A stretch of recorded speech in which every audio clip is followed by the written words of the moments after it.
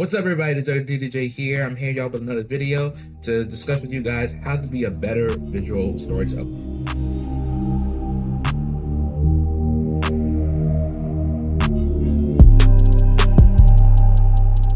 Alright, so we are here on my tablet. We're using Clip Studio Paint, which will be my main program for comic books and animation. And before we talk about setting up the pages for the manga or comic book, I want to talk about the first step for anything is that we need to learn how to plan your pages. All right, so I'm going to pull up my script for here where I'm going to give you some details of what's going on, but you can already tell on this page, essentially this is the backstory of Atlas, how he came to be and what happened to the disappearance of his mom. And so within the script, I made it very clear that I wanted to make a double spread, but I wanted to split the close-up of Eric in half, where half of him is just his normal human self, and then the other half is Atlas. And as you can see on the panels, the building is in flames, his mom's missing, he can't reach his mom, he runs towards the laboratory, come to find out it's empty, you see all this debris and all this crap on the floor, but you see the badge here that's missing, but her body is nowhere to be found. And so all that stems up with Eric, like all the emotions, all the drama, that's all leading up to him, of course, unleashing his anger towards the ones that came in and bust the building wide open, and they have him at gunpoint. And so all the emotions stirred up, and that basically that makes him transform into Atlas, and he lashes in on one of the enemies, talk about, where's my mom? You know, what happened? What's going on? Try to get information about what's going on. And so as a visual storyteller, you want to create an atmosphere for the readers to be engaged and to read in a certain way. And so normally for comic book readers, we tend to read from left to right, up and down. Now, if you're a manga reader, you still read up and down, but you read right to left. So you as the reader, we start from top and we're trying to reach down to the bottom, but we also read left and right. So we tend to see this zigzag pattern in almost all the pages. Same thing on here where we got this action going on, but it's still from top to bottom with this zigzag. Very, very, very essential that we follow this kind of method for your books, because I've seen a few books time and time again where because they didn't plan everything, the paneling, the characters, how they look, how they're focusing, the perspective, and even the bubbles. Like when you're reading characters' dialogue, you still want the bubbles to read along that same pattern. So I see many times where people draw the bubbles just everywhere, and there's no collaboration, there's no form of where to read. You start from this bubble, this bubble, this bubble, or is it this way, like there's no correlation. And so this all ties into you got to plan your pages ahead before you get started. And even for dynamic pages, so you can see all my panels are not that typical rectangular shape. Some of them are slanted because I wanted that slanted angle to kind of like draw your eyes, squint your eyes closer to what's going on, and then you get this big open scene about, oh my god, the building's empty, what happened? And then a close up of here. So and again, all part of dynamic storytelling, that you're drawing the reader's attention. The reader's like, oh my god, what's going on, and they're invested, and then they get to the next page. The page is the same way. So you as the artist, you have the power to basically guide your readers into how you want to tell it. And that's what I did for my pages. That I wanted to create a book that wasn't just professional, but it's also dynamic. It's also, something to basically wow the audience. And so once you plan these pages, then you can just go right ahead and start grinding and get those done. But planning is so essential for any book. It doesn't matter if it's comic books or manga. If you look at Manga Pages, so I actually have a Pinterest pin board that I'm going to share with everybody of all the pages I've seen. I tend to read a lot of manga books, mostly My Hero Academia, Kengan Ashura, and Kengan Omega, Demon Slayer, Fire Force. So and I have that all summed up in my Pinterest pin board. So if you guys want to get some information, I'm put the link in the description below. Go check it out, and be inspired. Now I'm going to show you some features to use for your comic book pages. So let's go to this page right here. So this is one of the pages where the city of Arbonne is like literally everything's falling apart. This billboard is coming down, and you can see the panels are not any normal panels. I visualize the panels to be where it's kind of like the ground is just breaking up, falling apart, just like how the action's going on. So with Clip Studio Paint, you can draw whatever kind of panels you want. So in the frame border button right here, so you see all these options. We have the rectangular frame, we got the polyline frame, we got the frame border button. So typically, people use the rectangular frame to create their panels here. So that's the usual norm. But for this one, check this out. If you use frame border pen, you can literally draw whatever panel you want. So let's say I want to draw I don't know, a silhouette of a person and make that as a panel. I can, and you see it creates a panel just like that. So just like I did with the pages, I literally drew like these crazy zigzag lines to kind of incorporate like that the ground splitting and cracking. And so this is the power. Like, again, this is how Clip Studio Paint, so many cool stuff to work with.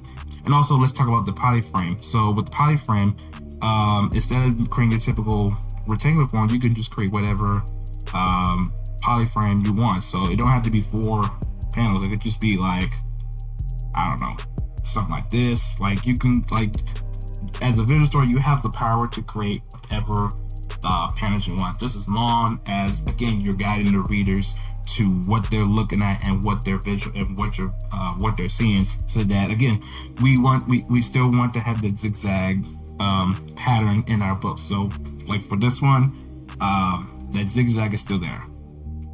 So the action's all down here.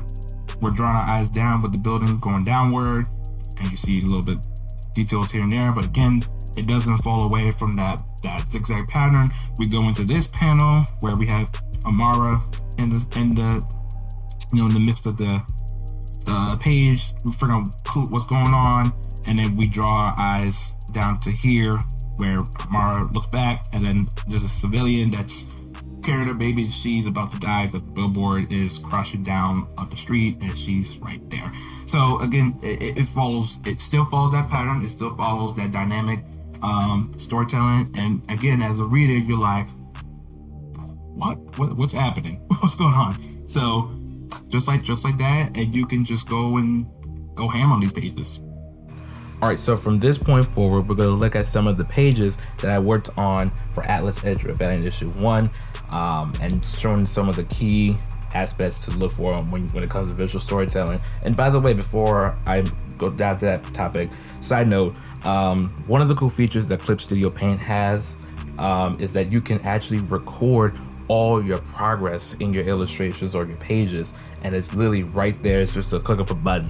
It's called Record Timelapse. I believe it's on the File tab, which is so awesome. So anytime you guys want to share it on social media, or you want to be able to show people your time lapse, you now have that ability with Clip Studio Paint, which is so awesome. Now, going back to the topic at hand, so with visual storytelling, one thing I want to point out, so now that we got our pages planned, now that we have, a clear idea what the page is going to look like, now it's grinding time. So to all my people out there, those who've been in the field, those are just started working on their comic books, stay on the grind, don't give up. Reflecting back on my last video, which went hugely popular right now, my 7-year journey as a comic book artist, it took me a long time.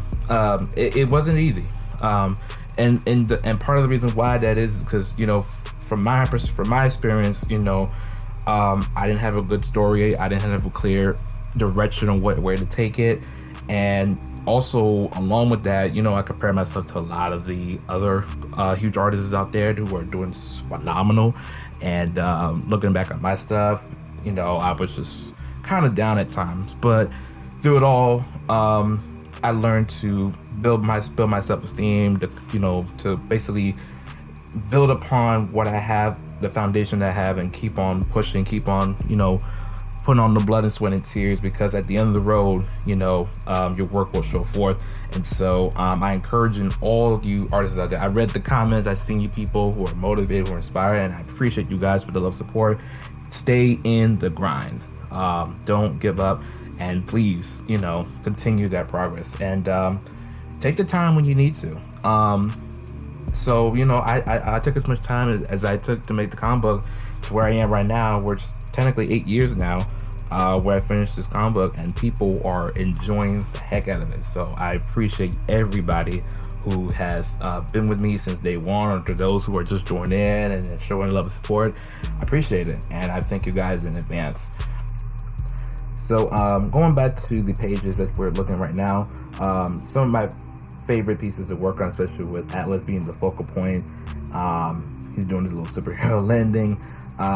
It's just another part of visual storytelling. You know, you're displaying your focal points where, you know, our eyes are visually following along that path where we're reading what's going on, and that the best way to know that you're good at visual storytelling is that the readers can understand what's going on without giving context of what the dialogue is. That's how you know your story is working.